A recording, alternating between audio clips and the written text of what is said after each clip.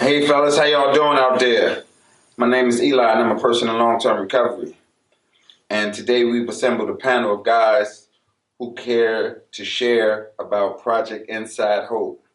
And to my right, I have Dylan and Derek. And to my left, I have Steven and Joe. My name is Derek. I'm an addict. I just got to the McShin Foundation on Monday night. I was locked up at RSW for 14 months, and it's a blessing to be out and clean and not having to worry about where I'm going to get the next drug. Cool. My name is Dylan. I'm 25. I just came home today after doing 18 months. This program is definitely a blessing to me. I'm going to try and use it to my advantage, stay sober and not go out and do what I do every time I come home, which is illegal activities and drugs. And that's pretty much it. Cool. My name's Steven. I'm a person in long-term recovery. I'm alumni of the McShin Foundation. The McShin Foundation helped save my life. I'm 21 years old. I have 18 months clean, and I'm just here to try to share a little bit of strength, experience, and hope with you guys. All right. My name is Joe. I'm an addict. Came through McShin about 2 years ago. I was locked up in Chesterfield, and McShin helped me get my life right back on track. And I've been clean for almost 2 years now. I just try and keep going each and every day. I love this life. Cool. That's what's up. So today, basically, what we want to explain is some of the tools that we use to stay clean. We've all had a past with some type of substance issue, and today we're trying to live a clean and sober life. So what we plan to discuss is some tools to help us live that sober and clean life. So we'll start on the side with the alumni and McShin participants because they have the experience, and then we'll open the floor for questions from the new guys. So, Joe, what do you do? What were some of the first things you had to do in your recovery to keep you clean and to settle your mind a little bit and get them thoughts of using out your head? Well, they told me first off that I really got to change people, places, and things. And so moving to RCO, a recovery house, one of McShin recovery houses, really helped me do that. I didn't have no phone, and I really didn't know where I was. So the people, places, and things kind of took care of itself for the first 30 days. And when I had a lot of those fuck it moments, like I want to go back. I miss the lifestyle. I miss everything that come along with it. And that and going to 12-step meetings was a big part for me. They told me meet makers make it, and from there I just I used that. That was my soft spot. I ran with that. That's all right. And Steve, so we come to a place and we got people that come here and volunteer and we have staff and they offer their services and they experience strength and hope when we first get here. So if a new man came to you and asked you, he was in his first few days, such as our other panelists, what would you be able to tell them as far as what they can do for them first 3 days, for the first few days when things are going kind of uncomfortable for them? I would say to hold on. I came to the McShin Foundation, the RCO, the McShin Foundation, at 20 years old. No, actually, yeah, I was 20 years old.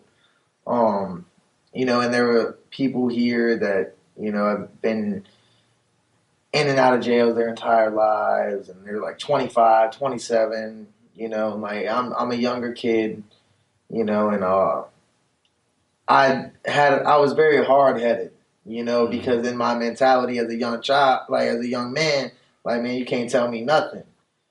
All I knew was that, like, I didn't want to get high anymore. Like, I didn't want to do the things that I was doing. So when the staff or, someone else, like, came out of the side of the neck at me, I just let it go, because there were a few times where, like, of course, being a newer guy, I couldn't really control my anger as well. But I didn't act out and I didn't get high because, like, they told me to find somebody that, like, I can talk to about it, and I found a mentor of sorts, from a 12-step program that really helped guide me through a lot of it, because I would call him every day for 6 months, talking about like, man, these people are driving me freaking crazy, and so like I would really just say, just hold on. It seems difficult now, but it's a lot better than the streets. You're in a safe environment. That's cool. So Dylan, just coming home today, Yes, sir. breathing fresh air, seeing a few faces that you haven't seen in a while, interacting with people again, but with a substance abuse problem. Right. So automatically coming out the door, your substance abuse problem is awakened because it's like, hey, I'm home. I can do this. I can do that. So how have you been feeling since you've been home? What's some of your thoughts? I've been feeling good, really. But that's how it usually is. Every time I come home, it'll be I'm feeling good. I do right for a little bit, and then before I know it, it's like I get sidetracked.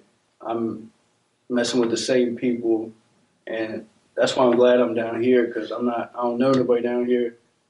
So that's gonna help me out, because I just go home, same people, and that's it. Yeah. So that tricks me up. this hasn't been your first release. So No, sir. you've been released before and went back to the same type. thing. Yeah. Same thing. Yeah, that's It what's don't make up. no sense. That's what's up. Yeah. And Derek, what about you? How do you feel so far being here for the few days that you've been here? What have you learned and what experiences have you grasped in meetings and throughout the fellowship that can hold you, that can help you, you think? What have you learned so far? Oh, first off, I love it here, man. They had a program at the jail, and I loved it at the jail. I made the decision at the jail that I wanted to change. I was tired of that lifestyle. And then when I got here, man, just being around other people that's like me and seeing people with 18 months clean, you know what I mean, and people with even just 6 months clean and how they're living and stuff is so much better.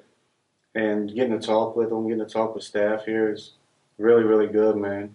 You get to open up to people and hear about them, and and you realize, hey, that was me, or you know what I mean. You can relate to them a lot, and there ain't really no judgment here. People don't judge you. That's the main thing, man. You're not judged. So That's a cool thing, if I may interject, about the McShin Foundation being a recovery community organization. We're not. It's not a rehab. It's not it's a treatment center of sorts. But there's no medical staff here. There's no like people that have degrees on their walls, thinking they know all about a substance abuse disorder and never even smoked a joint. Like every person besides one person that works here is in recovery. They are just as susceptible to this disease as we are, and they also make mistakes, but they also know where we're coming from.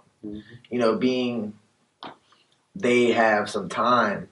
It sometimes feels as if they have a greater than attitude, but it's all for like the better portion, like it's all for the better part, like for you, for us.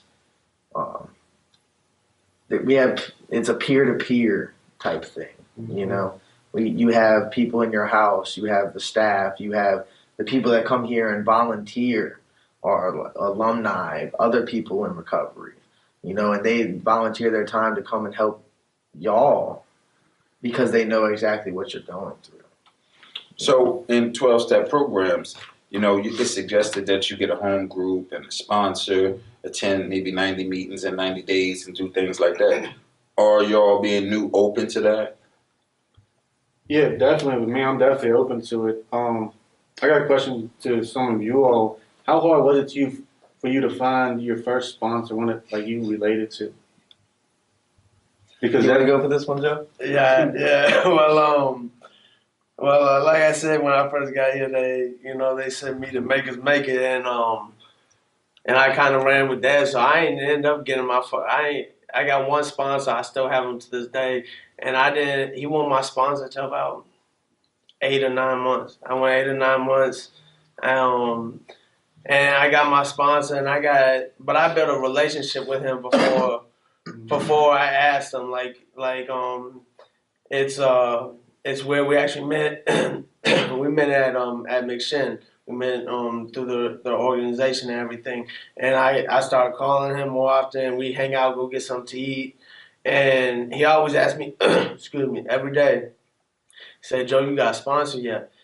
Every day I seen him, I got tired one day. And I was like, you know, fuck it, here. Like, put your number on my phone, and I'll call you, and we'll see how this works. And so I met him when I was about 6 months, so around 8 or 9 months.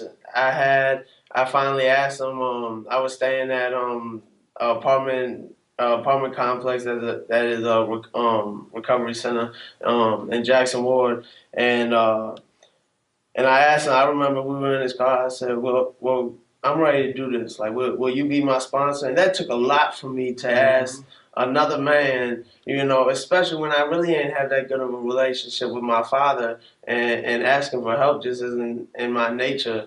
And but I finally, like, I got to the point, like, I kind of got scared some nights, you know, driving home and not really knowing what to do, and being lonely, and just having them old thoughts. I was like, well, maybe this guy can help me, man, because, you know, I really don't want to go back to that shit. So it took some time, but, you know, here it is over a year later. I still call that man almost every single day. I still do. Right. So pardon me, but in the 12-step meetings, they usually have a pamphlet rack, and in that pamphlet rack are pamphlets, and one of them, the IPs, is for sponsorship. So that might be something that you can grab and read up on, and it tells you some things that you'll look for in your sponsor in that 12-step program, whatever one you choose. So we believe that we have a disease, and we come into recovery to try to find a solution for our problem, which is the disease. How do you feel about the disease concept? Do you feel that you have a physical allergy coupled with a mental obsession, and when you put substance in your body, things happen? Yeah, I definitely think it's a excuse me. I definitely think it's a disease because I can't get rid of it right now. You know, I've been trying. I've tried a couple times and I can't get rid of it. So it's definitely hit hard with me too. Like, I've tried to figure out why I get out and do the same thing, get high, and I can't figure it out. So every night at Charles' house at Dunbarton, they have a meeting, 10th step. You haven't attended it yet because it's your first day, but you haven't attended it. And we've all been there on different times and different occasions to come over there as support, just to sit in with the guys and go and do 10 step also, you know, review our day, see how feelings check and so on and so forth. How you like that 10 step? Oh, I love it, man, because especially if you got a good group of people, will let you be honest about things that you normally wouldn't be honest about. Like, I shared in mine the other night that like the 2 days in a row I was trying to get my ex-fiance's number, and I was telling myself, and I realized this, I was telling myself, oh, I'm just calling to see how she is or whatever. But nah, that wasn't the reason. And I was able to share that I realized, you know, that's not the reason. Yeah. And it was a good thing I didn't get a number, and I haven't tried since. Yeah. So, That's it's been really there. good. I've been there. Yeah. Not with a fiance, but with a girl. I've been there. Yeah. You know, it's nice to free yourself. Yeah.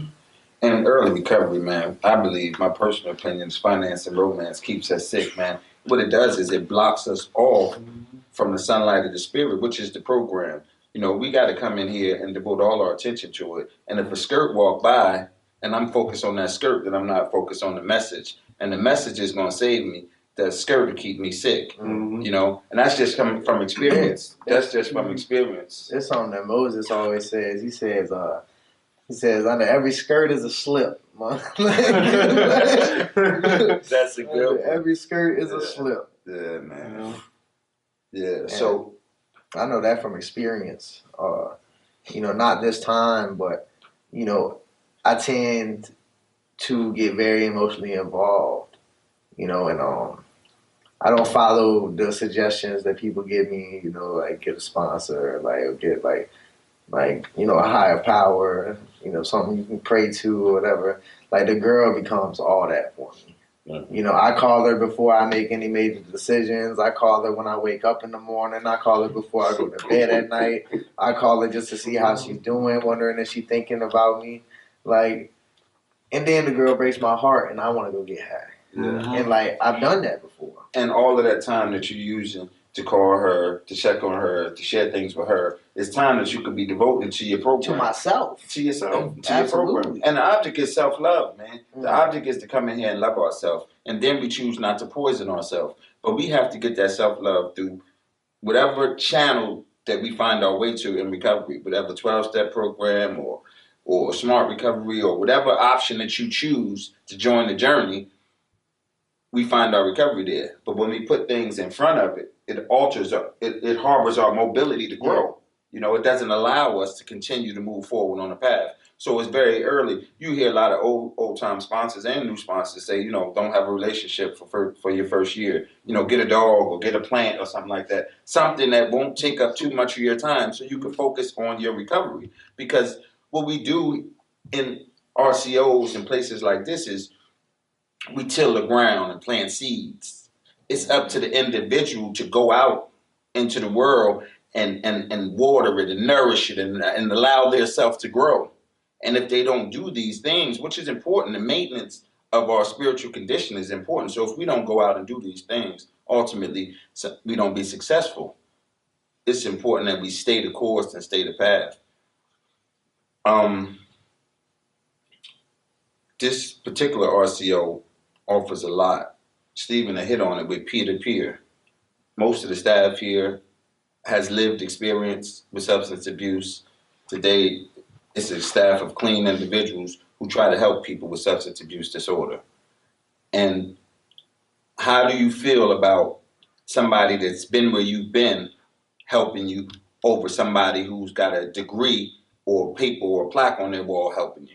Would you feel more comfortable with peer-to-peer? I'm sorry. I love the peer-on-peer, man, especially here, man. It's like if you got anything at all you need to talk about, so you can go to one of them and just sit down and talk. And there ain't no judgment, and, you know, they know where you're coming from because they've been through it. And if you had a clinician or a doctor come in here and try to tell you that you don't, me personally, I look at them and like, man, you don't even know what I've been through, so I'm not even going to listen to you. You know what I mean? But with a person that's been there with me, I tend to listen more. You know what I mean? And understand more because they understand where I'm coming from too. And I love it, man. That's good. Like if I had major anxiety and someone else that had major anxiety told me, you know, like tried to calm me down, telling me that my thoughts were irrational, they're coming from an irrational place, I'm overthinking, you know, I could understand it better. But if I had some doctor, you know, just telling me my thoughts are irrational, you're overthinking, just take this medicine, you know, I'm just like, screw you. You know, I'll take the medicine, of course, but like, because that's, you know, who I am and it's prescribed by a doctor and maybe it can help me. But like, I'm not going to, but if I have somebody with experience, you know, which like when I got here and I got my sponsor, you know, he gave me his experience little by little. You know, but he also told me that his ass whipping isn't going to teach me a lesson. You know, I have to gain some things from my own experience. You know, like I have to hit my head a couple times for me to be like, oh, okay, maybe I should stop doing that. You know, and like because he can tell me all he wants to. You know, but until the pain becomes great enough for me, I feel like it's not. You know, that's just like somebody telling me. They're like, you know, why don't you just stop using? Like, just put it down. You don't have to do it.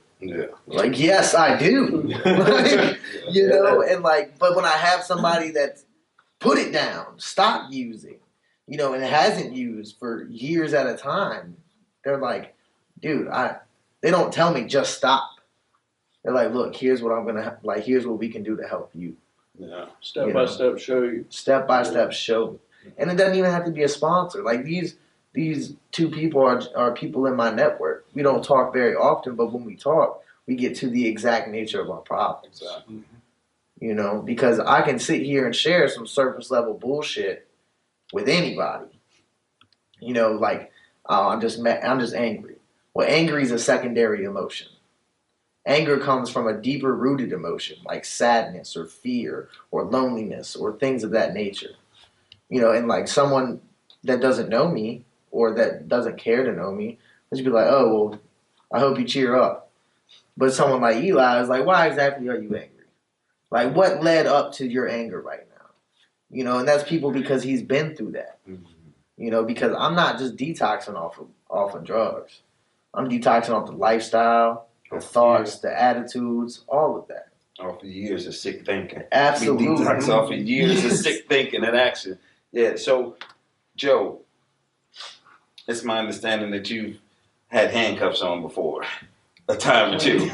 A time or two. So what's your experience? Clean. Okay. So what's your experience as far as the life that you live today and the life that you used to live? You would get locked up on occasion prior when you was using, still out in the world using and stuff like that. Now that you're clean, of course you haven't been locked up since because you missed your color code. But regardless, you don't catch cases anymore. Nah. There was I've been getting arrested since I was 7 years old the first time police came to my house. First time I got in the back of a cop car was 14. I was a juvenile felon. I was 18 in like 3 or 4 months. When I caught my first charge as an adult, and from there for about every 4 to 6 months, I was getting charges left and right. I tried juvenile when I was juvenile. I tried the counseling. I tried counseling. We went to the doctors to try to see what was wrong with me. Tried different medicine. Tried therapy. Dad put hands on me. You know, nothing ever really worked. And the more I got locked up, the more I seen familiar faces. So I felt all right there. You know, I was comfortable. But it got to a point like I would get locked up and I would get released to intensive outpatient facility or a program. I would do that. I would do ASAP. I would do first offenders program, and it never like I would go for a little bit, but I never could do nothing complete like 100%. I never could stay clean. I never could not break any rules. I would always get violations or sanctions, or I would get done with the IOP, and then you know I got done with my IOP. And not even 6 months later, I ended up back in Chesterfield with worse charges, and the whole reason I went to the IOP. So it's crazy because even nowadays, you know, I see police officers and everything, and we went out to eat the other day, me and my boss and some coworkers, and we sat down next to police officers But today, I ain't scared of them for real. Like it's a good feeling. Like I ain't got nothing to worry about, you know. And I have a better understanding. Like I realized, like they had a job, you know, and what I did was just, you know, they had a job they had to do, and what I did, I had to get away with for 365 days. They had to get it right 1 minute. 1 minute, Eli, 1 minute. And I ran them odds for years. I ran them odds, but it never made a difference to me. But at the end, you know, it was like I was really done, man. Like it came very apparent to me after some months being clean and talking to people like you with clean time that like I just can't do it, man. I'm not successful at this shit no more. Do you believe during some of those occasions where you caught those cases, were you intoxicated? Was you high? Every single. Not when you were 7. I don't know. No. Not when I was 7. No. That's my behavior, you know. But yeah, every single time, I don't know if we want to name, but I got reckless driving and DWI and other possessions and intent and some other charges. This last charge that I caught, I was up for a few days, you know. So every time that I went to jail, you know, I was high off something. I was high or drunk. One of the two. So you what? know. So what we believe is that when we put substance in our body, something happens, and we make bad decisions. Now you just came home, Dill. So were you high when you got arrested? Yes, sir. You was. Yeah. Yeah, I was high. Yeah. Point blank. Period. I was Okay. gassed up. Yeah. When they took me into the magistrate, I was not down in front of the magistrate. Yeah. Yeah. I was out there for sure. And what's your drug of choice if you don't mind me asking? Heroin. Heroin. But I like the speedball, so it's like Yeah. cocaine, ice, all that. And what's your drug of choice, Derek? Heroin. Heroin also. But kind of like him, if I did heroin, I did crack or coke Yeah. too. So Yeah. it was a little both. So overall, we see that when we put substance in our body, we end up in places and break out in handcuffs, as they say. Yeah, and jumpsuits and stuff like that. So the message that we're trying to send to our brothers that's behind the wall is when we don't use substance, we make better decisions and we don't end up behind the wall. That's right. Basically, that's where it's at. Yeah. But we find tools to help us, stay clean no matter what. Because I could tell you right here, sitting here, that I'm a person in long-term recovery. And it's been a few years since I've had any substance in my body. But I was also a person in long-time incarceration because I did 10 years myself. So ultimately, we learn through experience that when we stay clean, we don't catch cases. Because clean talking ain't clean living. Yeah. We got to get that up. We got to get that out there. I can sit here and tell you everything and everything is good and I know this and I could tell you about this book or that book or this information. But in actuality, if I'm not living clean, then I'll probably still be catching cases. So I got to hit on all cylinders with this recovery thing, and that's what keeps me out here today. That's what restores me to some type of sanity. That's what keeps my family back in my life. Because at one time, they really didn't want to have too much to do for me. They pray for me from a distance. They'll keep me in prayer, but just stay over there. But today I have keys to somewhere else. They give me keys and things again. And that's a major accomplishment. And we only have these things through our recovery. So basically, what we're sharing with our brothers behind the wall and with you new guys is that if you stay the course over a matter of time, things start to get better for you and your life take a different form. Like what you like today, in a few months you might not like because as our recovery grows, our perspective changes. And then once we start to get a little time in recovery, because we don't use no matter what, so we start to accumulate a few days. Over time, we get a little more clear-headed.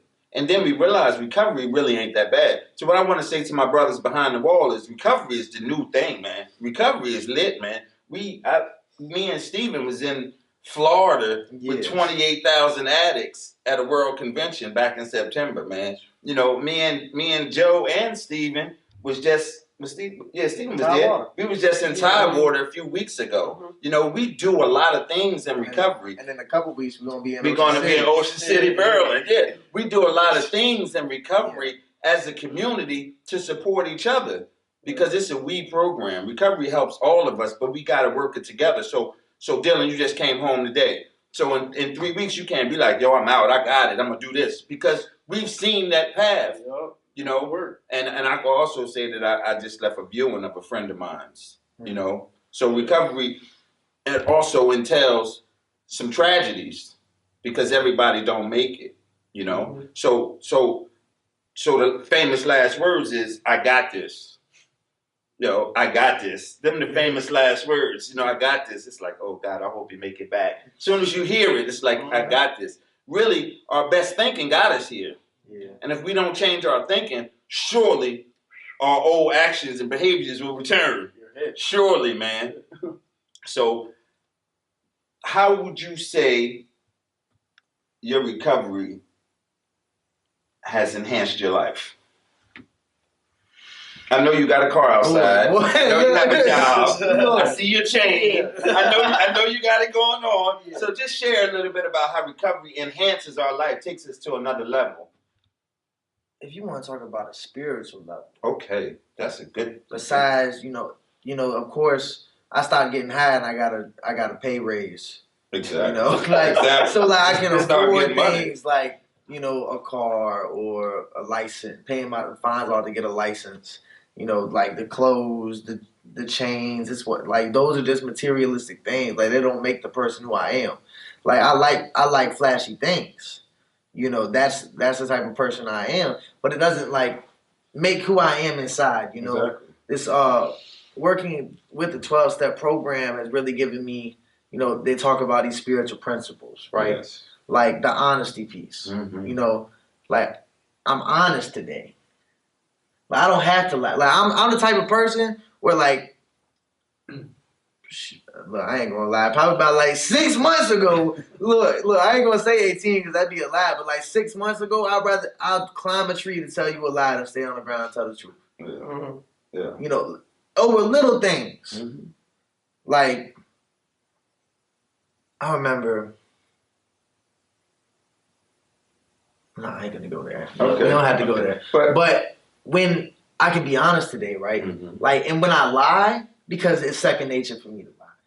Yeah. Really it's first nature for me to lie because I've been doing it for so long that when I lie, I can think about it and be like, yo, I just lied. This is what's up. So that means Like, your conscience is awake. Yes. Because at one time I would lie and it would come so easy that I wouldn't even recognize it. I thought this lie followed that lie, and that lie followed that lie, and I was that sick that none of them really bothered me. Today, if I flick a cigarette where I'm not supposed to, my conscience attacks me like, Look, when we was in the parking lot the other day. The other day, and I saw you go pick it up. I saw you go pick it up. Because, like, in my conscience, I was like, man, and like, I'm not perfect. Sometimes I will do it.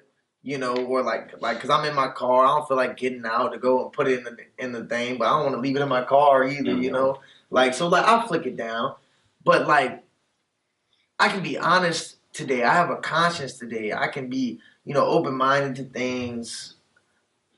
I have courage today, man, to like face this disease and anything in my life today without getting high about it. That's cool. Because I can sit here and like, I can tell you that, like, I haven't had sex with a girl in the program since Christmas.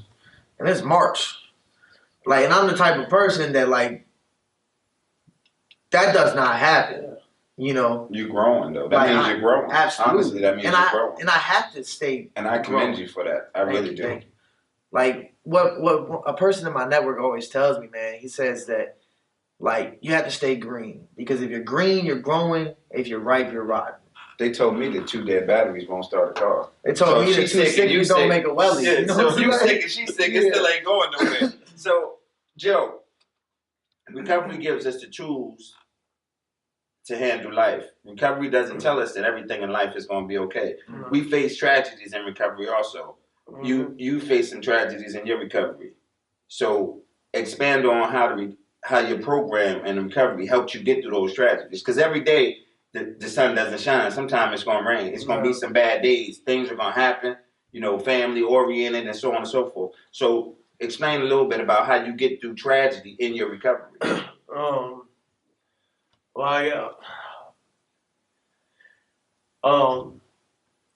If we being honest, September 17th, about 6 months ago, my father passed away.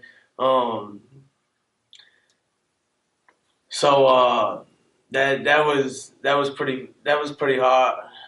It was pretty hard for me. I've had a lot of family members pass away, but that was technically it was the second one clean. But the first one, my mother passed away a few years ago. I didn't have no program. I didn't have no network. I didn't have no nothing. It was just, don't get high as you go in penitentiary. So I was like, I ain't gonna do it. So this time around, when my father passed, I remember the first thing I did was actually call my sponsor. My sponsor didn't pick up. He was at work, When we get clean and everything, we get life and we move on. And some people are just busy. It was the middle of the day, and but I had this guy. I call him OG. He an old school guy, like 60 years old. And I called him. It was a Monday night, man. And I called him, and he was like, and he told me, he said, all right, come pick me up, and let's go to 12-step meeting. and that was honestly that's the last thing I wanted to do at that point, man. But the thoughts definitely ran through my head like I don't like my perception of reality right now, and I want to change it. The best way and the fastest way I know to change that shit is to get high, you know. And so I reached out to him, and I made it through that night. And I remember I actually had a female that me and her are actually really good friends. Never slept with each other or nothing. It's not like that. Like we are just really good friends, and she came to my father's funeral with me, man, and I got to be there like fully, because sometimes we'll be there with our family physically. When kids open the presents and everything, they start to walk, or mom talking to you, grandma cooking or something. We're there physically, but we ain't there mentally. Mm-hmm. That's a lot. That's like a huge part of my story, man. I was never really there mentally, but I was there to take it all in. I remember all of it, but I remember the number one thing they told me is, don't use no matter what. No matter what, don't use. What's in front of you will soon be behind you. I reached out to my network, and there was people, that like Eli, that had lost a father, had lost family members, so they know how I'm feeling. They know what I'm going through. It's my choice if I want to identify in with them and get a connection with them, or identify out. And for real, if I'm trying to identify out, that's really my disease speaking. I need to identify in, and I need to realize that when I reach out to people and they give me their experience and their feedback, it's because they love me, and it's because they want to see me do good, and they know where I've been. That's cool, man. So. That's cool. So so basically what we touched on was tools, what we use in recovery to stay clean. Some of the don'ts, females, tragedy, how we get through tragedy. And the biggest thing was no matter what. We don't pick up no matter what. And I'm gonna just shake your hand and introduce you to the program. Glad to have you here, man. You too, Derek. Glad to have y'all here, man. I know y'all glad to be here better than being on the inside. You know what I'm saying? So yeah, so basically the thing is we come here, we follow directions, we follow suggestions, and we don't use no matter what. So my fellas behind the wall, we look forward to seeing y'all, man. Come to the RCO, come to McShin Foundation, check us out. If not, find any foundation that can help you, man. Go somewhere and get some help and some tools to let you learn how to live a clean and sober life one day at a time. I'm Eli, this is Derek, Dylan, Stephen, and Joe. And I just like to thank y'all from Project Inside Hope. Thanks a lot. Peace. See you when you get here.